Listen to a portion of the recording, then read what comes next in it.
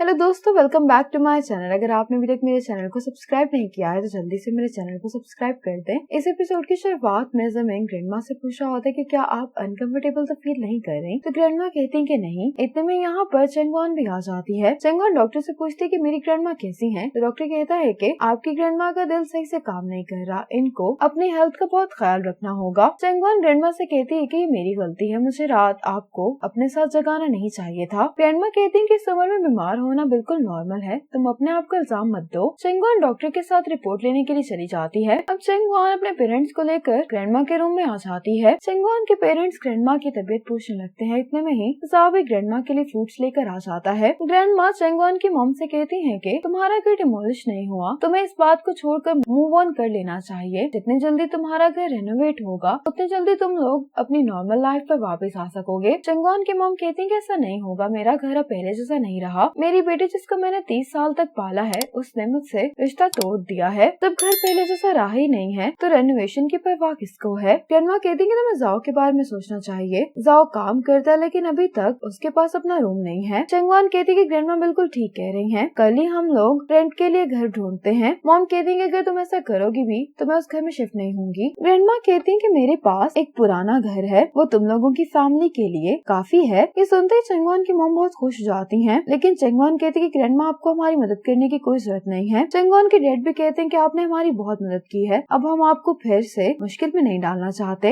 लेकिन चंगवान की मॉम कहती है कि मिस चन हमारी मदद करेंगे तो हमें उनकी मदद को एक्सेप्ट कर लेना चाहिए। ये चंगवान के डैड को फोर्स कर रही होती है तो चंगवान के डैड भी ग्रैंडमा को थैंक्स बोलते हैं। अब चंगवान अपनी फैमिली को लेकर ये घर दिखाने के लिए ले आती है। ये सब लोग घर को देखकर काफी हैरान होते क्योंकि घर काफी बड़ा होता है। चंगवान की मॉम कहती है कि मैंने तो कभी सोचा ही नहीं था कि कभी हमारे पास भी इतना सुंदर और बड़ा घर होगा। चंगवान कहती है कि मॉम ये हमारा घर नहीं बल्कि ग्रैंडमा का घर है। ये डैड से कहती है कि डैड अगर आपने यहाँ पर शिफ्ट होने का फैसला कर लिया है तो मैं घर पर रेनोवेशन का काम शुरू करवा देती हूँ। डैड कहते हैं कि हाँ तुम शुरू करवा दो। चंगवान चाबियां डैड को देते हुए कहती है कि आप लोग जाकर देखें, मैं अंदर नहीं आऊंगी। ग्रैंडमा हॉस्पिटल में है तो मुझे जल्दी से वापस उनके पास जाना है। ये कहकर चंगवान यहाँ से चली जाती है और चंगवान को यूँ जाता हुआ देखकर मॉम को बहुत बुरा लग रहा होता है। सिमिंग ग्रैंडमा को बाय बोलकर यहाँ से चला जाता है। ग्रैंडमा चंगवान को बताती है कि जब मेरी शादी सिमिंग के ग्रैंडपा से हुई थी तब मैं उस घर में रहा करती थी। उस घर में बहुत सैड चीजें हुई हैं, इसलिए मैंने तुम्हें कभी नहीं बताया, इसलिए ये घर छुपाने के लिए तुम मुझे ब्लेम नहीं करना। चंगवान कहती है कि ग्रैंडमा ये आपका घर है तो आप उसको जैसे भी डील करना चाहें आपकी मर्जी। चंगवान ग्रैंडमा से कहती है कि मैंने अब से 6 महीने का रेंट आपको भेज दिया है, जब हमारा घर रेनोवेट हो जाएगा तो मेरे पेरेंट्स वापस चले जाएंगे। ऐसे ही ग्रैंडमा चंगवान के साथ बातें करती है। चंगवान ग्रैंडमा से कहती है कि अब आपके सोने का टाइम हो गया है। ये कहकर चंगवान ग्रैंडमा को सुला देती है। अगली सुबह ज़मीन ग्रैंडमा से मिलने के लिए आता है। ये ग्रैंडमा से कहते हैं कि आज तो आप काफी बेहतर लग रही हैं। ज़मीन इधर उधर देख रहा होता तो ग्रैंडमा कहती है कि चंगवान मामा के साथ लाइव स्ट्रीमिंग करने के लिए गई है, वो दोपहर तक वापस नहीं आएगी। ज़मीन कहता है कि मैं उसको तो नहीं ढूंढ रहा। ग्रैंडमा कहती है कि मैं तो सोई को बता रही थी। तो भी ग्रैंडमा का साथ देते हुए कहता है कि काफी टाइम से मैंने चंगवान को नहीं देखा, मैं उसे वाकई में मिस कर रहा हूँ। ग्रैंडमा ज़मीन से कहती है कि क्या मैं दूसरा काप भी खा सकती हूँ। ज़मीन कहते है कि इसके अलावा मैं आपकी कोई भी बात मानने के लिए तैयार हूँ। ग्रैंडमा कहती है कि ठीक है फिर तुम मुझे न्यू ड्रेस लेकर दो, जब मैं यहाँ से डिस्चार्ज होंगी तब मैं पहनूंगी। ज़मीन कहता है कि ठीक है। अब मामा अपनी लाइव स्ट्रीम शुरू कर देती है। सोंगा मिन भी इसकी लाइव स्ट्रीम देख रहा होता है। ग्रैंडमा भी ज़मीन के साथ मामाओं की लाइव स्ट्रीम देख रही होती है। ग्रैंडमा ज़मीन से कहती है कि तुम मुझे गिफ्ट भेजना सिखाओ। ज़मीन कहते है कि सिर्फ आपको यहाँ पर टैप करना है। चंगवान मामा को मोटिवेट करते हुए कह रही होती है कि पहली लाइव स्ट्रीम पर ही तुम्हें 100 व्यूज मिले हैं, शुरुआत अच्छी है। मामा कहती है कि ये लाइव स्ट्रीम बहुत अच्छी रही है, कुछ लोगों ने ऑर्डर्स भी किए हैं। ये खुशी में जाओ और चंगवान से कहती है कि तुम लोग लंच में क्या खाना पसंद करोगे। चंगवान कहती है कि जाओ फ्री है, तुम उसके साथ लंच पे चली जाओ। ये कहकर चंगवान चली जाती है। जब ये बाहर आती है तो ज़मीन कहता है कि लाइव स्ट्रीम कैसी रही। चंगवान ज़मीन से कहती है कि तुम यहाँ पर क्या कर रहे हो। ये ज़मीन से कहती है कि लाइव स्ट्रीम अच्छी रही। चंगवान कहती है कि क्या तुम यहाँ पर मुझसे यही बात पूछने के लिए आए थे। ज़मीन कहते है कि मुझे तुमसे एक फेवर चाहिए। चंगवान ज़मीन को एक शॉप पर ले आती है। ज़मीन इसको देखकर कहने लगता है कि क्यों ना हम उस शॉप पर चले जहाँ पर ग्रैंडमा अक्सर जाती हैं। चंगवान कहती है कि अगर ऐसी बात है तो तुम्हें ग्रैंडमा से पूछ लेना चाहिए था, मेरे पास क्यों आए हो। ज़मीन कहते है कि ग्रैंडमा ने मुझसे कहा है कि मैं उनके लिए जो भी खरीदूंगा उनको पसंद आएगा। ये सुनकर चंगवान कहती है कि मैं जा रही हूँ। ज़मीन चंगवान को रोकता है। ज़मीन कहती है कि ग्रैंडमा ने आज एक फैसला लिया है जो मेरे लिए बहुत इंपॉर्टेंट है, इसलिए मैं चाहता हूँ कि मैं ग्रैंडमा को खुश करने के लिए अच्छे से अच्छा ड्रेस लूँ। और ये बात भी सच है कि तुम मुझसे ज्यादा ग्रैंडमा को जानती हो, इसलिए मैं तुम्हारी एडवाइस को फॉलो करूंगा। चंगवान ज़मीन को अपने साथ इस शॉप के अंदर ले आती है। मिस्टर शू चेंगवान से कहते हैं कि क्या ये तुम्हारा बॉयफ्रेंड है? ये काफी हैंडसम है।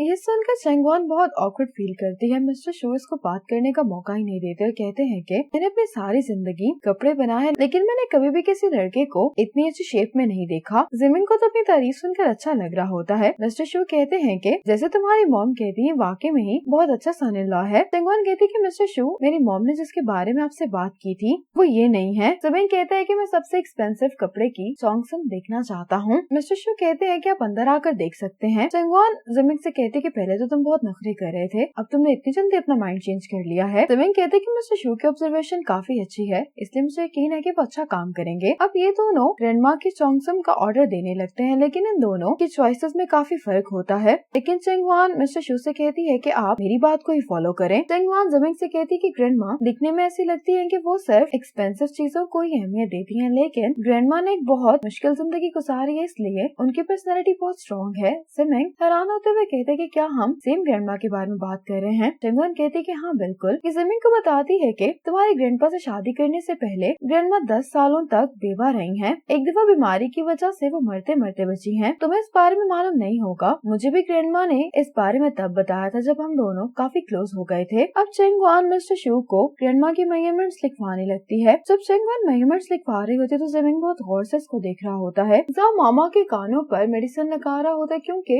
लाइव स्ट्रीम में कस्टमर्स के लिए इयरिंग्स ट्राई कर करके इसके स्वेलिंग हो गई होती है। जाओ कहते हैं कि अगर नेक्स्ट टाइम तुम्हारे पास इतने कस्टमर्स होंगे तो तुम चेंगवान को भी मदद के लिए बुला सकती हो, फिर ये रिस्क बर्दाश्त करने के लिए 4 कान हो जाएंगे। मामा कहती है कि अगर तुम्हारी बहन ने ये सुन लिया तो वो तुम्हें मारेगी। जाओ कहता है कि मैं भी पायरेसिंग करवा लूंगा। मामा कहती है कि तुम पायरेसिंग नहीं करवा सकते, तुम जैसे हो मुझे वैसे ही अच्छे लगते हो। जाओ और मामा एक दूसरे को देखने लगते हैं। ये दोनों ही काफी ऑकवर्ड फील कर रहे होते हैं, तो मामा जाओ को ड्रिंक लेने के लिए भेज देती है और अपने आप से कहने लगती है कि आखिर मैं क्या सोच रही थी। अब चेंगवान के पेरेंट्स यहाँ पर अपना सामान सेट कर रहे होते हैं, तो मॉम कहती है कि ग्रैंडमा तो डिस्चार्ज होने वाले हैं, लेकिन चेंगवान इसके बावजूद भी हमसे मिलने के लिए नहीं आई। डैड कहते हैं कि तुम अपनी बेटी की खातिर कॉम्प्रोमाइज करने के लिए तैयार ही नहीं हो। ग्रैंडमा ने हमें ये घर इसलिए दिया है ताकि तुम्हारा और चेंगवान का रिलेशनशिप पहले जैसा हो सके। चेंगवान की मॉम कहती कि मेरे पास एक आइडिया है। ग्रैंडमा हमेशा अकेली रही हैं, वो हमारे साथ भी तो रह सकती हैं, हम उनकी अच्छे से टेक केयर करेंगे। चेंगवान की मॉम कहती है कि आपने यहाँ से उनको पिक करने के लिए जाना है तो क्यों ना आप ग्रैंडमा को यहीं पर ले आए। अगर चेंगवान को इस बारे में पता चलेगा तो वो भी यकीनन घर वापस आ जाएगी। ये सुनकर तो चेंगवान के डैड बहुत ही ज्यादा खुश होते हैं। अब फोन पर बात करते हुए चेंगवान के डैड चेंगवान से भी ये गुड न्यूज शेयर करते हैं और कहते हैं कि क्या अब तुम्हें भी घर वापस नहीं आ जाना चाहिए। चेंगवान कहते कि डैड मैं इस बारे में सोचूंगी। अब चेंगवान के डैड ग्रैंडमा के पास फ्लावर्स लेकर आ जाते हैं और कहते हैं कि चेंगवान ने मुझसे कहा था कि मैं आपके लिए फ्लावर्स ले जाऊं। ग्रैंडमा कहते हैं कि चेंगवान हर छोटी बात का बहुत ख्याल रखती है। चेंगवान के डैड कहते हैं कि आपने हमें रहने के लिए अपना घर दिया है। मैं और चेंगवान की मॉम इसके लिए आपके बहुत शुक्रगुजार हैं। मैं और चेंगवान की मॉम चाहते हैं कि आप हमारे साथ घर चलें। ग्रैंडमा कहती हैं कि मैं तुम लोगों की काइंडनेस की बहुत कदर करती हूँ, लेकिन मुझे अब अकेले रहने की आदत हो गई है। ग्रैंडमा कहती हैं कि अगर तुम चेंगवान और उसकी मॉम की मदद करना चाहते हो तो तुम चेंगवान की मॉम और जाओ को लेकर शिंगान ले आ जाना। मैंने वहाँ पर टेबल बुक किया है और चेंगवान और जिमिन को भी बुलाया है। हमारी फैमिली ने कभी इकट्ठे खाना नहीं खाया। चेंगवान के डैड कहते हैं कि हम जरूर आएंगे। ये कहकर चेंगवान के डैड यहाँ से चले जाते हैं। अब ग्रैंडमा फ्लावर्स के लिए चेंगवान को थैंक्स करते हुए कहती हैं कि तुम्हें आज डिनर के लिए शिंगान नहीं आना पड़ेगा। चेंगवान कहती है कि मैंने आपके लिए एक मिस्टीरियस गिफ्ट तैयार किया है। ग्रैंडमा कहती है कि ठीक है, फिर हम रात में मिलेंगे। इसी मोमेंट पर यह एपिसोड खत्म हो जाती है।